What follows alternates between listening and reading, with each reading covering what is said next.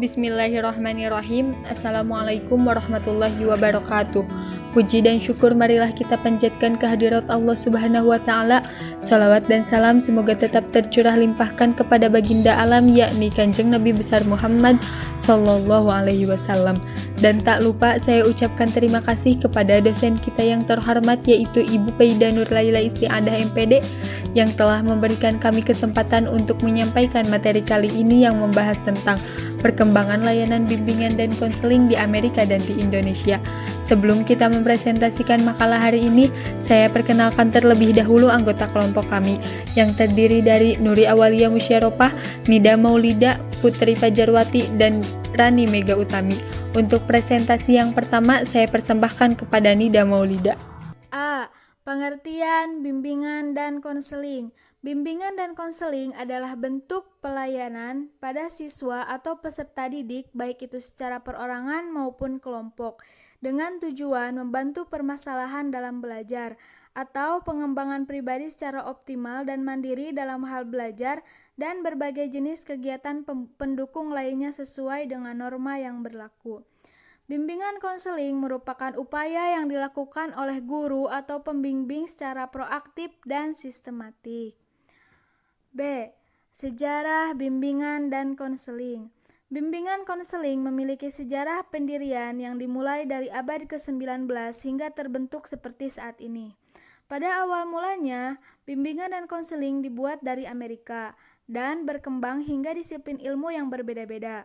Kemudian, keilmuan menjadi meluas ke berbagai pelosok bumi dan mulai diterapkan sebagai salah satu program pengembangan manusia yang diterapkan di layanan persekolahan. Sejarah perkembangan bimbingan dan konseling di Amerika Serikat.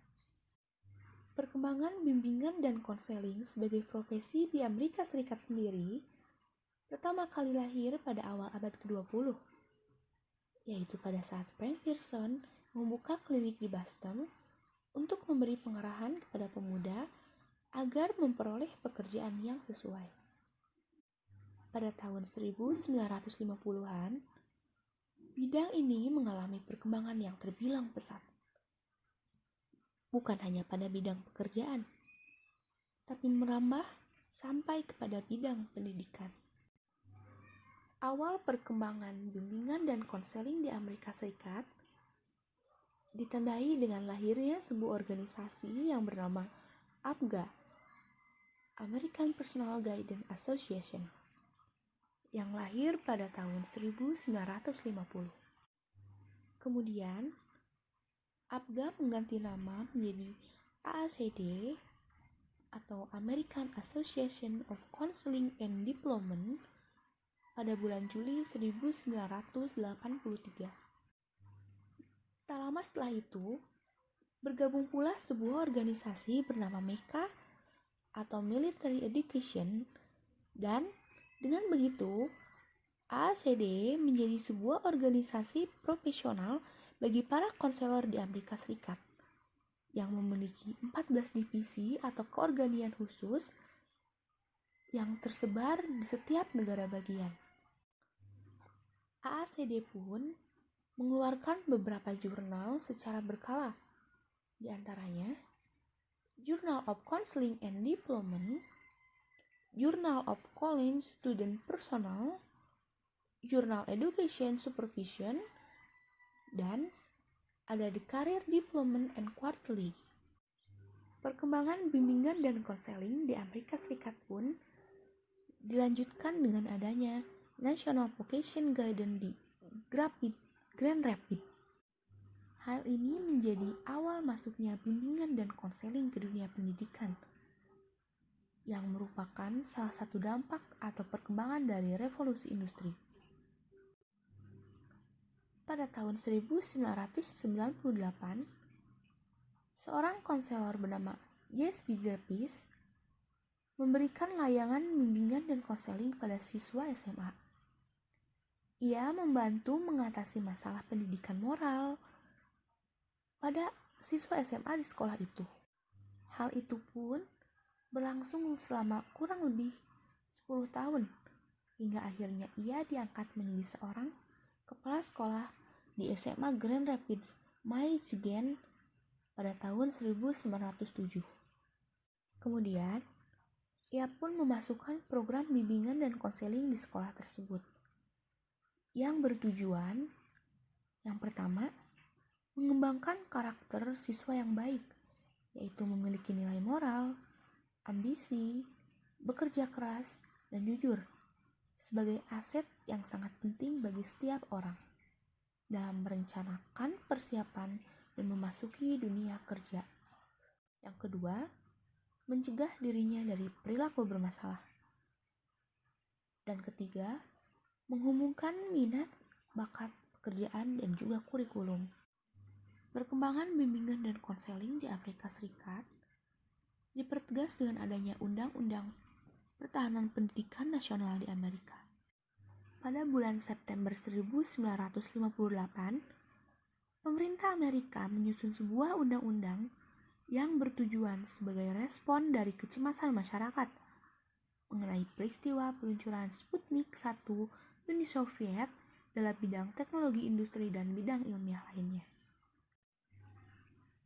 Dalam undang-undang ini, memberikan kewenangan kepada pemerintah untuk memberikan dana bagi pendidikan, seperti untuk pelatihan para konselor SLTP dan SLTA dalam membangun program testing, program konseling sekolah, dan program bimbingan lainnya.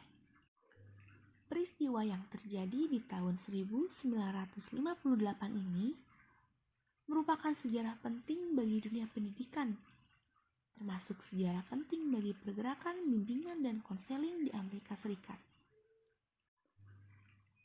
Pengembangan pergerakan bimbingan dan konseling di Amerika juga dipertandai oleh lahirnya beberapa organisasi profesional dalam bidang konseling seperti American Counseling Association atau ACA, American School Counselor Association atau ASCA, dan Association of Counselor Education and Supervision atau ACES. Perkembangan layanan bimbingan di Indonesia. Perkembangan layanan bimbingan di Indonesia berbeda dengan di Amerika. Seperti tertera pada uraian di atas, perkembangan layanan bimbingan di Amerika dimulai dari usaha perorangan dan pihak swasta, kemudian berangsur-angsur menjadi pemerintah. Sementara di Indonesia, perkembangannya dimulai dengan kegiatan di sekolah dan usaha-usaha pemerintah. Layanan bimbingan dan konseling di Indonesia telah mulai dibicarakan secara terbuka sejak tahun 1962.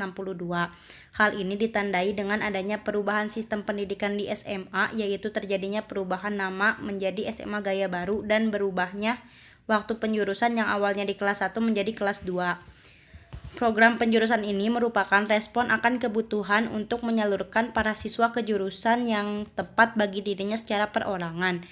Dalam rencana pelajaran SMA Gaya Baru diantaranya ditegaskan sebagai berikut. A. Di kelas 1, setiap pelajar diberi kesempatan untuk lebih mengenal bakat dan minatnya dengan jalan menjelajahi segala jenis mata pelajaran yang ada di SMA dan dengan bimbingan penyuluhan yang teliti dari para guru maupun orang tua. B. Dengan mempergunakan peraturan kenaikan kelas dan bahan-bahan catatan dalam kartu pribadi setiap murid, para pelajar disalurkan ke kelas 2 kelompok khusus, budaya, sosial, dan pengetahuan alam. Untuk kepentingan tersebut, maka pengisian kartu pribadi murid harus dilaksanakan seteliti-telitinya. Rohman Natawijaya 1971. Perumusan dan pencantuman resmi di dalam rencana pelajaran SMA ini disusul dengan berbagai kegiatan pengembangan layanan bimbingan dan konseling di sekolah seperti rapat kerja, penataran, dan lokakarya. Puncak dari usaha ini adalah didirikannya jurusan bimbingan dan penyuluhan di Fakultas Ilmu Pendidikan IKIP Negeri. Salah satu yang membuka jurusan bimbingan dan penyuluhan adalah IKIP Bandung, yaitu tahun 1963. IKIP Bandung ini sekarang sudah berganti nama, yaitu UPI. Dengan diperkenalkannya gagasan sekolah pembangunan pada tahun 1970 atau 1971, peranan bimbingan kembali mendapat perhatian. Gagasan sekolah pembangunan ini kemudian dituangkan dalam program Sekolah Menengah Pembangunan Persiapan (SMPP). yang berupa proyek percobaan dan peralihan dari sistem persekolahan lama menjadi sekolah pembangunan. Pembentukan SMPP ini dimaktubkan dalam surat keputusan Menteri Pendidikan dan Kebudayaan nomor 0199-0-1973. Untuk melaksanakan bimbingan dan penyuluhan di SMPP ini, Badan Pengembang Pendidikan Departemen Pendidikan dan Kebudayaan telah menyusun program bimbingan dan penyuluhan SMPP. Usaha mewujudkan sistem sekolah pembangunan tersebut dilaksanakan melalui proyek pembaharuan pendidikan yang diberi nama Proyek Perintis Sekolah Pembangunan. PPSP ini diuji cobakan di 8 IKIP dan diantaranya adalah IKIP Bandung dan Jakarta. Badan Pengembangan Pendidikan melalui Lokakarya telah berhasil menyusun 2 naskah penting dalam sejarah perkembangan layanan bimbingan di Indonesia, yaitu sebagai berikut. Pola dasar rencana dan pengembangan program bimbingan dan penyuluhan melalui proyek-proyek perintis sekolah pembangunan. B. Pedoman operasional pelayanan bimbingan dan proyek-proyek perintis sekolah pembangunan. Secara formal, bimbingan dan konseling diprogram di sekolah sejak diberlakukannya Kurikulum 1975 yang menyatakan bahwa bimbingan dan penyuluhan merupakan bagian integral dalam pendidikan di sekolah. Pada tahun 1975, berdiri Ikatan Petugas Bimbingan Indonesia (IPBI) di Malang. IPBI ini memberikan pengaruh yang sangat berarti terhadap perluasan program bimbingan di sekolah. Setelah melalui penataan, maka dalam dekade 80-an, bimbingan diupayakan agar lebih mantap. Pemantapan terutama diusahakan untuk mewujudkan layanan bimbingan yang profesional. Upaya-upaya dalam dekade ini lebih mengarah pada profesionalisasi yang lebih mantap. Beberapa upaya dalam pendidikan yang dilakukan dalam dekade ini adalah penyempurnaan kurikulum dari Kurikulum 1975 ke Kurikulum 1984. Dalam Kurikulum 1984 telah dimasukkan bimbingan karir di dalamnya. Usaha memantapkan bimbingan terus dilanjutkan dengan diberlakukannya UU Nomor 2/1989 tentang Sistem Pendidikan Nasional. Dalam pasal 1 ayat 1 disebutkan bahwa pendidikan adalah usaha sadar untuk menyiapkan peserta didik melalui kegiatan bimbingan, pengajaran, dan atau latihan bagi peranannya di masa yang akan datang. Perkembangan bimbingan dan konseling di Indonesia menjadi semakin mantap dengan terjadinya perubahan nama organisasi Ikatan Petugas Bimbingan Indonesia (IPBI) menjadi Asosiasi Bimbingan dan Konseling Indonesia (APKIN) pada tahun 2001. Pemunculan nama ini dilandasi terutama oleh pemikiran bahwa bimbingan dan konseling harus tampil sebagai profesi yang mendapat pengakuan dan kepercayaan publik. Berdasarkan penelaahan yang cukup kritis terhadap perjalanan historis gerakan bimbingan dan konseling di Indonesia, Prayitno 2003 mengemukakan bahwa periodisasi perkembangan gerakan bimbingan dan penyuluhan di Indonesia melalui 5 periode, yaitu periode prawacana, pengenalan, pemasyarakatan, konsolidasi, dan tinggal landas. Periode 1 dan 2, prawacana dan pengenalan sebelum 1960 sampai 1970-an. Pada periode ini, pembicaraan tentang bimbingan dan konseling telah dimulai terutama oleh para pendidik yang pernah mempelajari di luar negeri. Periode ini berpuncak dengan dibukanya jurusan bimbingan dan penyuluhan tahun 1963 di IKIP Bandung.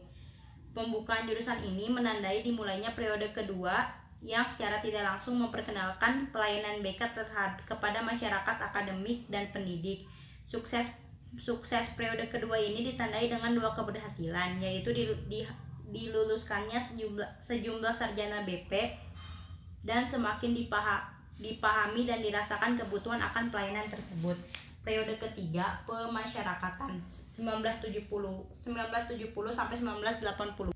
Pada periode ini diberlakukannya Kurikulum 1975 untuk sekolah dasar sampai sekolah menengah tingkat atas. Kurikulum ini secara resmi mengintegrasikan ke dalamnya layanan BP untuk siswa. Pada tahun ini terbentuknya organisasi profesi BP dengan nama IPBI. Pada periode ketiga ini ditandai juga dengan pemberlakuan Kurikulum 1984. Dalam Kurikulum 84 ini, pelayanan BP difokuskan pada bidang bimbingan karir.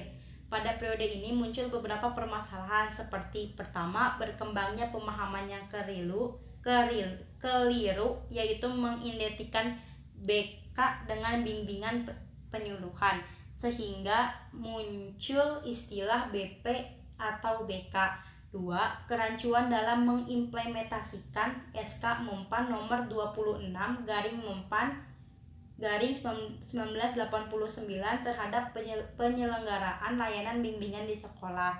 Dalam SK tersebut terimplikasi bahwa semua guru dapat diserai tugas melaksanakan pelayanan BP. Akibatnya, pelayanan BP menjadi kabur baik pemahaman maupun implementasinya. Periode keempat, konsolidasi 1990 sampai dengan 2000. Pada periode ini, IPBI berusaha keras untuk mengubah kebijakan bahwa pelayanan BP itu dapat dilaksanakan oleh semua guru, seperti terjadi pada periode keempat di atas. Pada periode ini ditandai oleh 1. Diubahnya secara resmi kata penyuluhan menjadi konseling. Istilah yang dipakai sekarang adalah bimbingan dan konseling, disingkat BK. Pelayanan BK di sekolah hanya dilaksanakan oleh guru pembimbing yang secara khusus ditugasi untuk itu. Mulai diselenggarakan penataran nasional dan daerah untuk guru-guru pembimbing. 4. Mulai adanya formasi untuk pengangkatan menjadi guru pembimbing. 5. Pola pelayanan BK di sekolah dikemas dalam BK Pola 17. Dan 6. Dalam bimbingan pengawasan sekolah dibentuk kepengawasan bidang BK. Dan 7. Dikembangkannya sejumlah panduan pelayanan BK di sekolah yang lebih operasional oleh IPBI. Periode kelima, lepas landas. Semula diharapkan periode konsolidasi akan dapat mencapai hasil-hasil yang memadai sehingga mulai tahun 2001 profesi BK di Indonesia sudah dapat tinggal landas. Namun kenyataannya menunjukkan bahwa masih ada permasalahan yang belum terkonsolidasi yang berkenaan dengan sumber daya manusia (SDM). Kelemahannya berakar dari kondisi untrained, undertrained, dan uncommit para pelaksana layanan. Walaupun begitu, pada tahun-tahun setelah masa konsolidasi terdapat beberapa peristiwa yang dapat dijadikan tonggak bagi pengembangan profesi konseling menuju era lepas landas, yaitu 1. Pergantian nama organisasi profesi dari IPI menjadi APKIN. 2. Lahirnya Undang-Undang Nomor 20 Tahun 2003 tentang Sistem Pendidikan Nasional yang di dalamnya dimuat ketentuan bahwa konselor termasuk salah satu jenis tenaga pendidik bab 1 pasal 1 ayat 4. 3. Kerjasama pengurus besar APKIN dengan Dikti Depdiknas dengan standarisasi profesi konseling dan kerjasama APKIN dengan Direktorat PLP dalam merumuskan kompetensi guru pembimbing konselor SMP dan sekaligus memberikan pelatihan kepada mereka. Adapun kesimpulan yang dapat diambil dari presentasi kali ini yaitu upaya pengembangan potensi diri individu telah berkembang sejak Yunani kuno yang dipelopori oleh Plato dan Aristoteles. Upaya pengembangan gerakan bimbingan dan konseling di Amerika berawal dari pihak perorangan atau swasta, kemudian menjalur ke pemerintahan dan sistem pendidikan.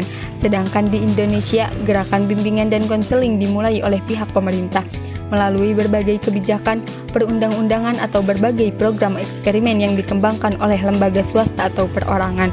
Sekian presentasi dari kelompok kami, mudah-mudahan bermanfaat. Mohon maaf bila ada kekurangan dan kesalahan. Wassalamualaikum warahmatullahi wabarakatuh.